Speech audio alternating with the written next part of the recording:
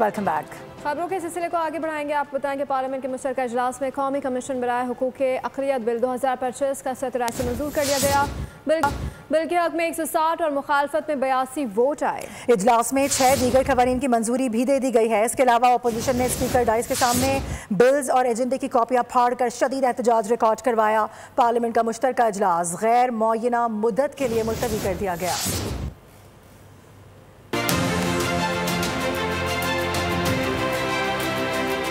Parliament के मुश्तरका इजलास में ऐवान ने अक़लियतों के हकूक़ कमीशन कायम करने का बिल मंजूर कर लिया। स्पीकर अयाज सादिक के मुताबिक बिल के हक में 160 और मुखालफत में 79 वोट आए। वज़ीर कानून आज़म नज़ीर तारड़ ने वाज़ेह किया कि बिल का इतलाक़ कादियानियों पर नहीं होगा। कुरान और सुन्नत के मुनाफी कोई कानून नहीं लाएंगे। उन्होंने कहा, हाथ जोड़ कर कहता हूँ कि ये अक़लियतों के हकूक़ का बिल है। इस बिल से कैदी नंबर 804 को कुछ नहीं होगा।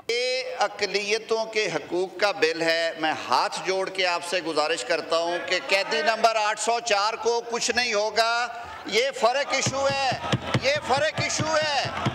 बैरिस्टर गौहर, कामरान मुर्तज़ा और मौलाना फजलुर रहमान ने बिल पर एतराज़ किया, जिसके बाद इनकी तजावीज़ भी शामिल कर ली गयी। ANP के अमल वली ने बिल की मुखालफत की। कौमी कमीशन बराए हुकूक़ अक़लियत बिल से शक 35 हज़फ कर दी गई। PP अरकान अब्दुल कादिर पटेल ने कहा, ऐसा कोई दरवाज़ा न खोला जाए जिससे नामूस पर कोई हर्फ आए। मैं लॉ मिनिस्टर साहब से अपील करूंगा, दोबारा मैं कहता हूं, पहले भी कह चुका हूं, ऐसा कोई फ्लड गेट ना खोलें कि मेरे आका नामदार की हुर्मत पे कोई सवाल उठे। खुदा के वास्ते ये आइडिया कंसीव किया जाए, मोहम्मद व आले मोहम्मद की नामूस पर ना कोई सौदेबाजी होगी और ना कोई अमेंडमेंट हम होने देंगे। सर अब्दुल कादिर पटेल ऐवान से चले गए, लेकिन पार्टी के दीगर अरकान ने हिमायत में वोट दिया। अपोजिशन के मुतालबे पर वोटिंग दोबारा कराई गई। शोर शराबे के बावजूद बिल मंजूर हो गया। वजीर कानून ने कहा कि ये एक बेज़रर कमीशन है जिसके पास सजा देने या सुओ मोटो का इख्तियार नहीं होगा। अपोजिशन अरकान ने बिल की मुखालफत की, जबकि स्पीकर डायस का घेराव करके शदीद नारेबाजी की।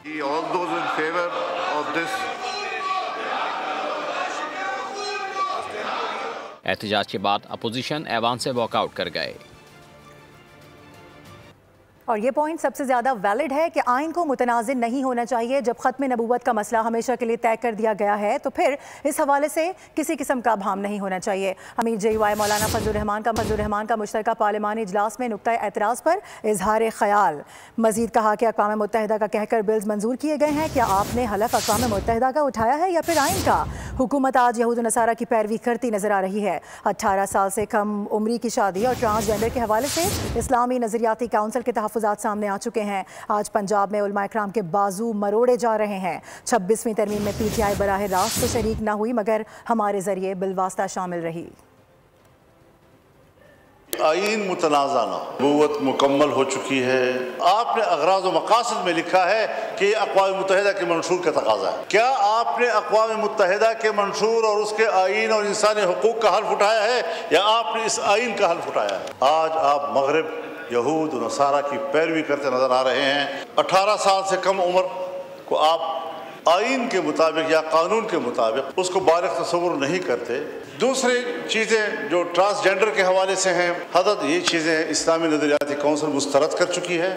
आज ख़ास तौर पर पंजाब में उलमाए किराम के हाथ मरोड़ कर उन्हें कहते हैं कि आपने वज़ारत तालीम के तहत जाना है। जब 26वीं तरमीम आई, हमारे PTI के दोस्त बराह रास्त उसमें शरीक न हुए, लेकिन वो राब्ते में रहे और जो भी डेवलपमेंट्स होती थी हम उससे उनको आगाह करते थे। अक़लियती बिल से मुतालिक आधे हिज़्ब इख्तिलाफ ने सदर मुमलिकत के नुकात का हवाला दिया। पार्लियामेंट के मुश्तरका सेशन में इज़हार ख्याल करते हुए बैरिस्टर गौहर ने कहा कि सदर ने 8 नुकात लिख कर भेजे जो बड़े मायने ख़ेज़ हैं। कहा, मंजूरी से कबल इन तमाम पॉइंट्स पर बहस होनी ज़रूरी है।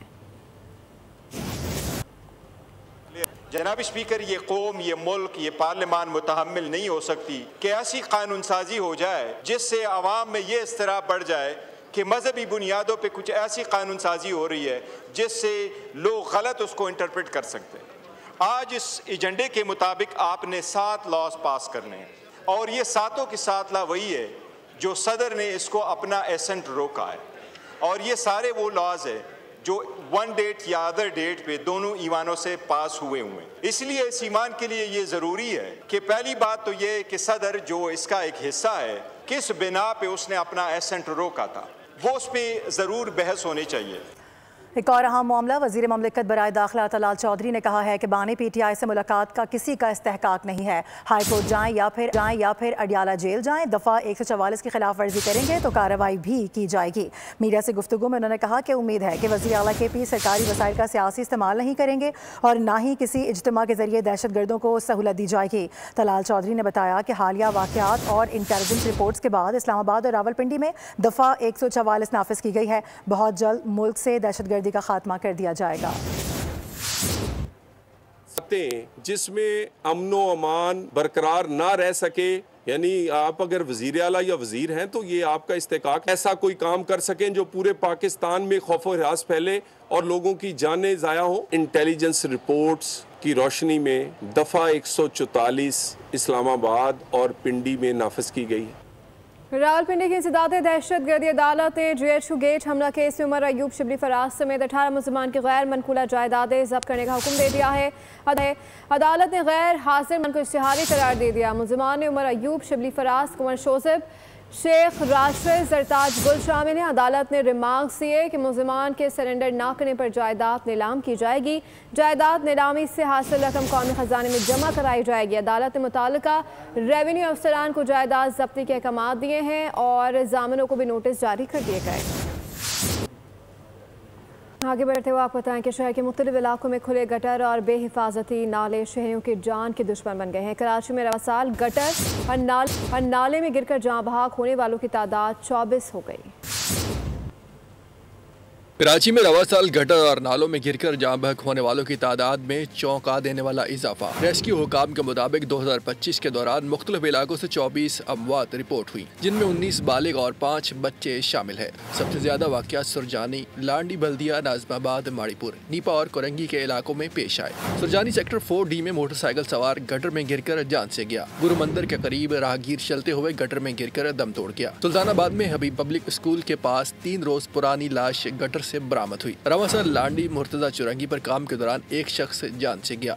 घास मंडी में मोहम्मदी ग्राउंड के करीब 3 अफराद एक ही गटर में डूबकर जान से गए। जमशेद रोड, बल्दिया, मुआजकोट, सरजानी, हसन बरोही गोट और शाह फैसल नंबर 2 में कम उम्र बच्चे जिंदगी की बाजी हार गए। नालों में गिरने के वाकयात भी रुके नहीं। माड़ीपुर में 3 रोज पुरानी लाश निकाली गई। सुपर हाईवे बनारस और नॉर्थ नाज़िमाबाद में कई अफराद नालों में गिरकर जाँ बहक हुए। कोरंगी, मलीर, कालाबोर्ड और नीपा के अतराफ भी अमवात रिपोर्ट हुई, जिनमें 1 से ज़ायद बच्चे भी शामिल थे। और वज़ीर बल्दियात कराची में पेश आए अफसोसनाक वाक़े पर इंक्वायरी रिपोर्ट से मुतमईन नज़र नहीं आ रहे। नासिर हुसैन शाह ने कहा है कि इस तरह के वाक़यात को रोकना हमारा फ़र्ज़ है। मामले पर सख्त एक्शन होगा। तजवीज़ दी कि एक कमेटी बनाई जाए जिसमें तमाम जमातों के MPAs और सीनियर अफसरान को शामिल किया जाए। इस वाक़े ने सबको झंझोड़ कर रख दिया है।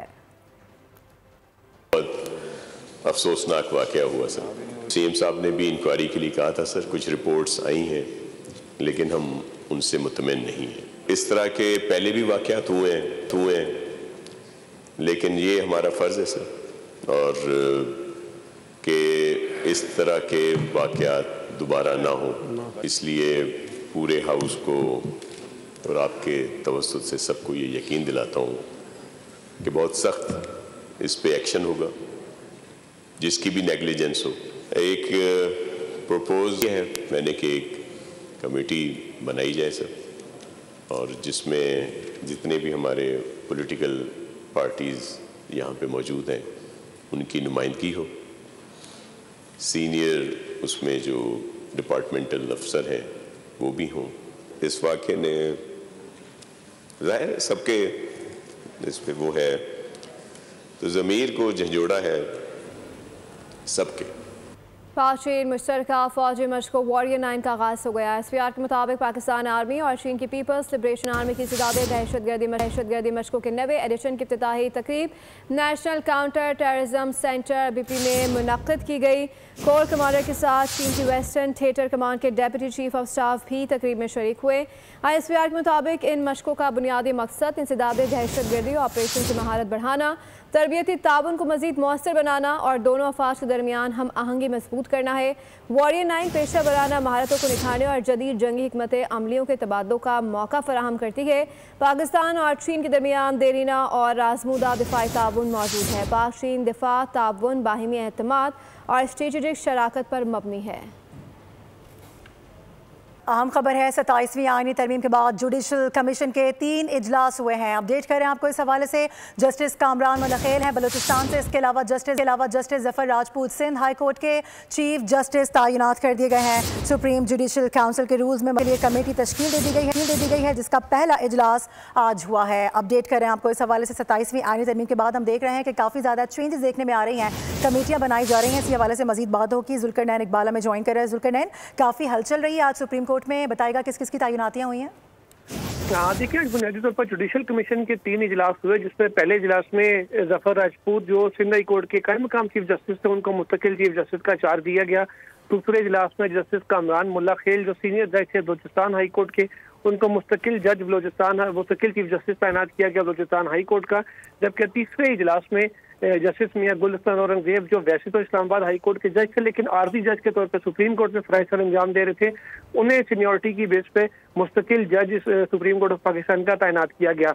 इसके अलावा सुप्रीम जुडिशल काउंसिल में जो आला अदलिया के जो जजेस का एहतसाब का फोरम है उसमें रूल्स की तरमीम के हवाले से कोई एक कमेटी तश्कील दी कि जिसका आज इजलास भी हुआ।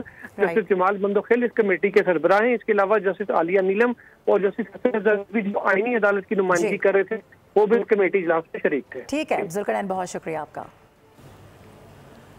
न्यूज़ बुलेटिन से फिलहाल इतना ही। मज़ीद बाखबर रहने के लिए विजिट कर सकते हैं हमारी वेबसाइट bonews.com। देखते रहिए।